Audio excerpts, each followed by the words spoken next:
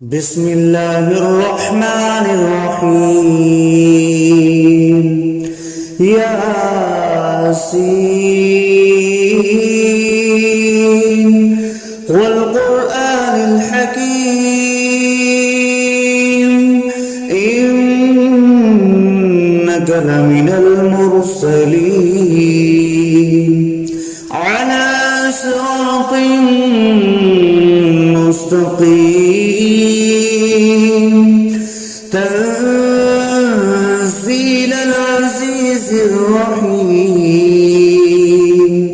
لتنذر قوما ما أنذر آباؤهم فهم غافلون لقد حق القول على أكثرهم فهم لا يؤمنون إنا جعلنا في أعناقهم أغلالا فهي إلى الأذقان فهم مقمحون وجعلنا من بين أيديهم سدا ومن خلفهم سدا فأغشيناهم فهم لا يبصرون وسواء عليهم أأنذرتهم أم لم تنذرهم لا يؤمنون إنما تنذر من اتبع الذكر وخشي الرحمن بالغيب فبشره بمغفرة وأجر كريم إنا نحن نحيي الموتى ونكتب ما قدموا وآثارهم وكل شيء أحصيناه في إمام مبين واضرب لهم مثلا أصحاب القرية إذ جاءها المرسلون إذ أرسلنا إليهم اثنين فكذبوهما فعززنا بثالث فقالوا إنا إليكم مرسلون قالوا ما أنتم إلا بشر مثلنا وما أنزل الرحمن من شيء إن أنتم إلا تكذبون قالوا ربنا يعلم إنا إليكم لمرسلون وما علينا إلا البلاغ المبين قالوا إنا تطيرنا بكم لئن لم تنتهوا لنرجمنكم وليمسنكم منا عذاب عليم قالوا طائركم معكم أئن ذكرتم بل أنتم قوم مسرفون وجاء أقصى المدينة رجل يسعى قال يا قوم اتبعوا المرسلين اتبعوا من لا يسألكم أجرا وهم مهتدون وما لي لا أعبد الذي فطرني وإليه ترجعون أأتخذ من دونه آلهة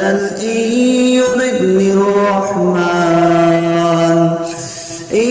يردني الرحمن بضر لا تغن عني شفاعتهم شيئا ولا ينقذون إني إذا لفي ضلال مبين إني آمنت بربكم فاسمعون قيل ادخل الجنة قال يا ليت قومي يعلمون بما غفر لي ربي وجعلني من المكرمين وما أنزلنا على قومه من بعده من جند من السماء وما كنا منزلين إن كانت إلا صيحة واحدة فإذا هم خامدون يا حسرة على العباد ما يأتيهم من رسول إلا كانوا به يستهزئون ألم يروا كم أهلكنا قبلهم من القرون أنهم إليهم لا يرجعون وإن كل لما جميع لدينا محضرون وآية لهم الأرض الميتة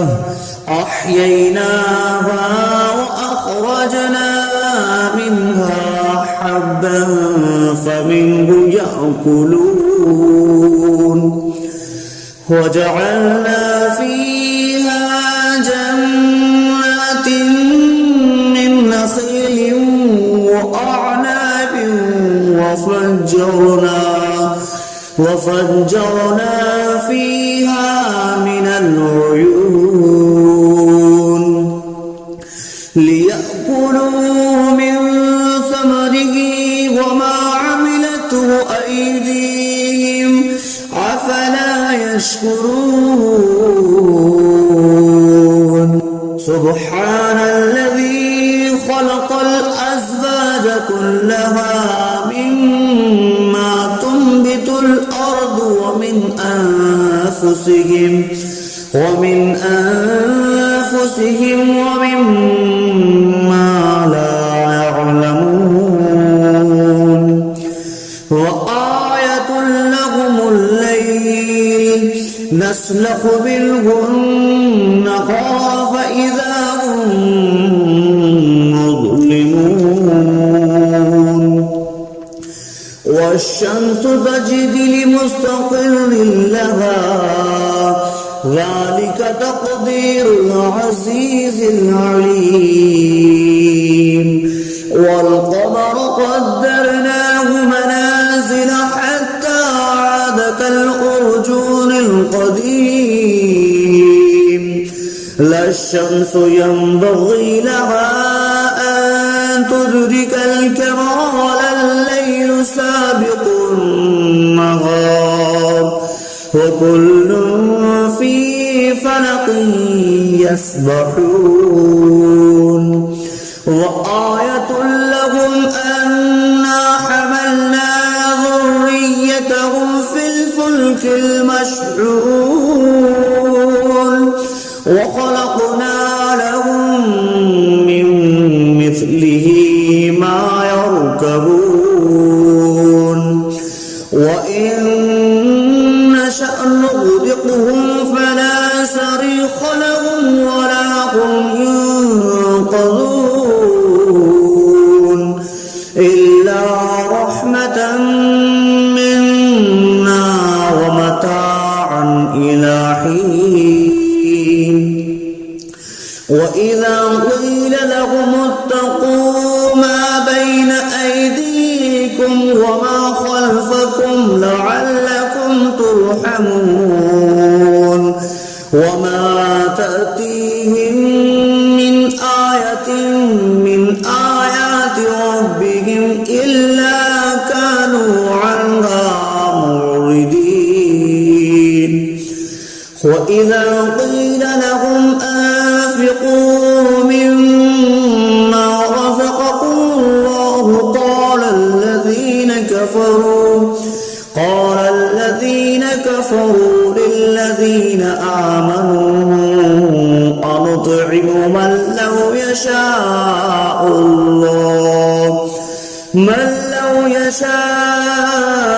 الله أطعمه إن أنتم إلا في ضلال مبين ويقولون متى هذا البعد إن كنتم صادقين ما ينظرون إلا صيحة واحدة تأخذهم وهم يخصمون فلا يستطيعون توصية ولا إلى أهلهم يرجعون ونفخ في الصور فإذا هم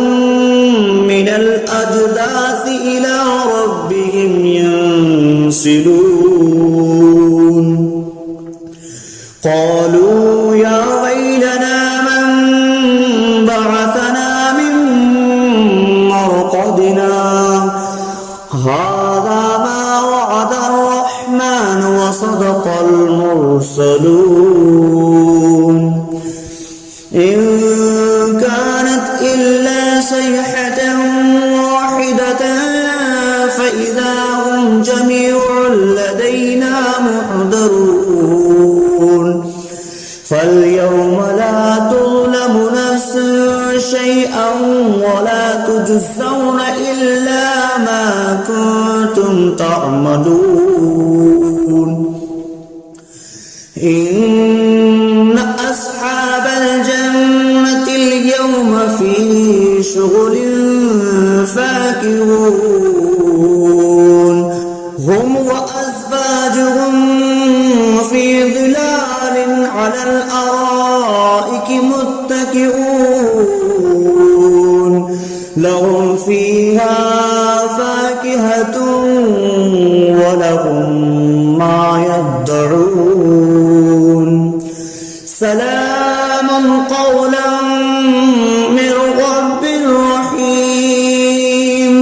وانتظروا اليوم أيها المجرمون ألم أعهد إليكم يا بني آدم ألا تعبدوا الشيطان إنه لكم عدو مبين وأن اعبدوني هذا صراط مستقيم ولقد أضل منكم جبلا كثيرا أولم تكونوا تعقلون هذه جهنم التي كنتم توعدون اصلوها اليوم بما كنتم تكفرون اليوم نختم على أفواههم وتكلمنا أيديهم وتشهد أرجلهم بما كانوا يكسبون ولو نشاء لطمسنا على أعينهم فاستبقوا الصراط فأنى يبصرون ولو نشاء لمسخناهم على مكانتهم فما استطاعوا مضيا ولا يرجعون ومن نعمره نكسه في الخلق أفلا يعقلون وما علمناه الشعر وما ينبغي له إن هو إلا ذكر وقرآن مبين لينذر من كان حيا ويحق القول على الكافرين أولم يروا أنا خلقنا لهم مما عملت أيدينا أنعاما فهم لها مالكون وظللناها لهم فمنها ركوبهم ومنها يأكلون ولهم فيها منافع ومشارب أفلا يشكرون واتخذوا من دون الله آلهة لعلهم ينصرون لا يستطيعون نصرهم وهم لهم جند محضرون فلا يحزنك قولهم إنا نعلم ما يسرون وما يعلنون أولم يرى الإنسان أنا خلقناه من نطفة فإذا هو خصيم مبين وضرب لنا مثلا ونسي خلقه قال من يحيي العظام وهي رميم قل يحييها الذي أنشأها أول مرة وهو بكل خلق عليم الذي جعل لكم من الشجر الأخضر نارا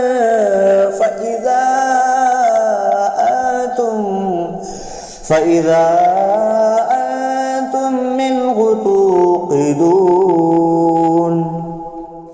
أوليس الذي خلق السماوات والأرض بقادر على أن يخلق مثلهم بلى وهو الخلاق العليم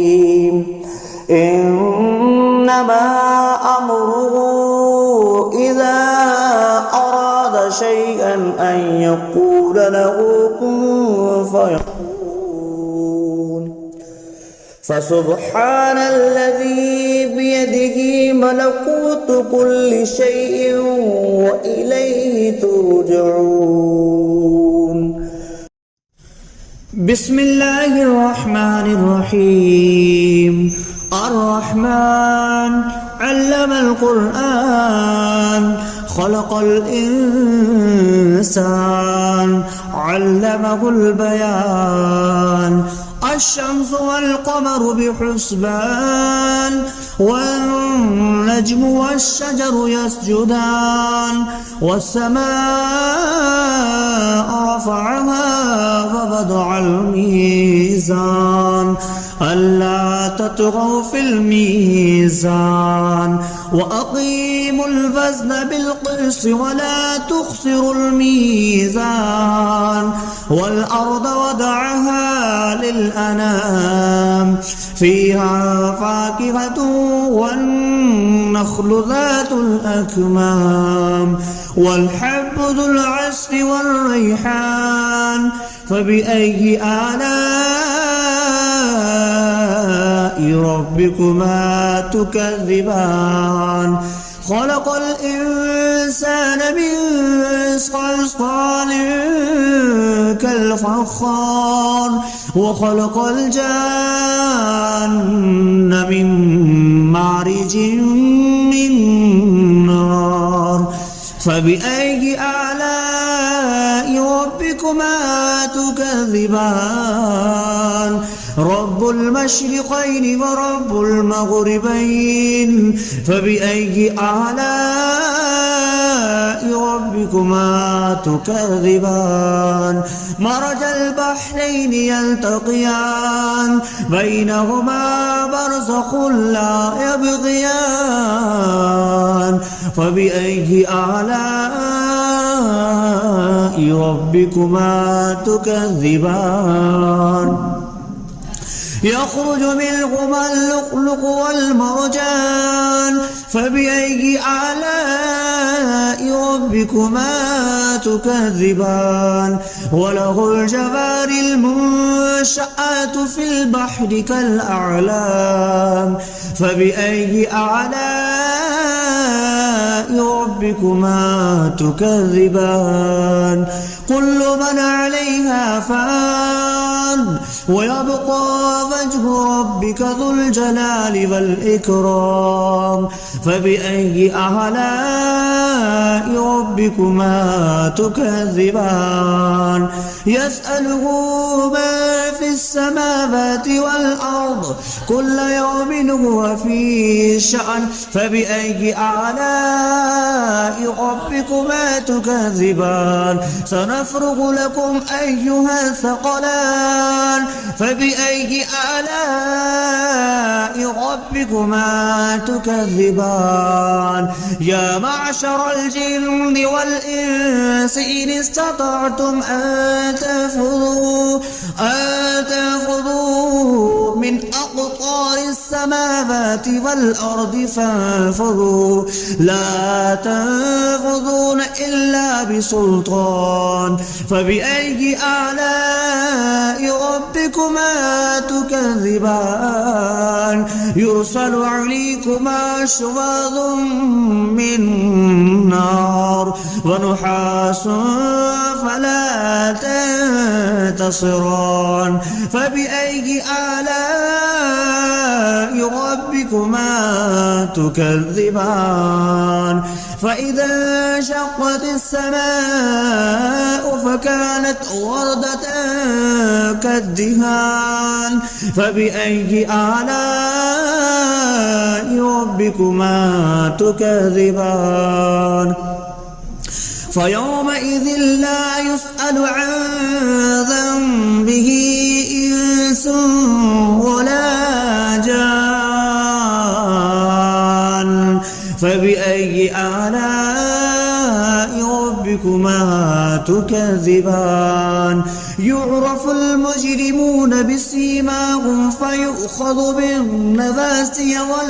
والأقدام فبأي آلاء ربكما تكذبان هذه جهنم التي يكذب بها المجرمون يطوفون بينها وبين حميم آن فبأي آلاء ربكما تكذبان ولمن خاف مقام ربه جنتان فبأي آلاء ربكما تكذبان ذواتا أفنان فبأي آلاء ربكما تكذبان فيهما عينان تجريان فبأي آلاء ربكما تكذبان فيهما من كل فاكهة زوجان فبأي آلاء ربكما تكذبان متكئين على فرش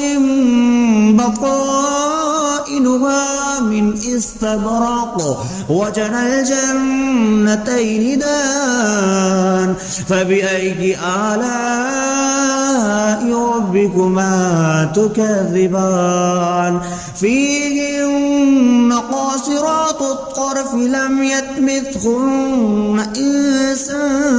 قبلهم ولا جان فبأي آلاء ربكما تكذبان كأنهن الياقوت والمرجان فبأي آلاء ربكما تكذبان هل جزاء الإحسان إلا الإحسان فبأي آلاء ربكما تكذبان ومن دونهما جنتان فبأي آلاء ربكما تكذبان مدهامتان فبأي آلاء ربكما تكذبان فيهما عينان نضختان فبأي آلاء ربكما تكذبان فيهما فاكهة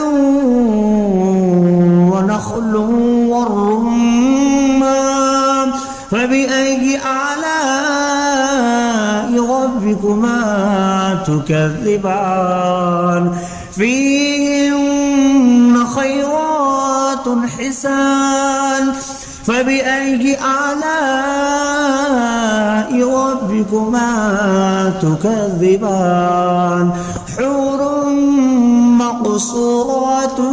في الخيام فبأي آلاء ربكما تكذبان لم يطمثهن إنس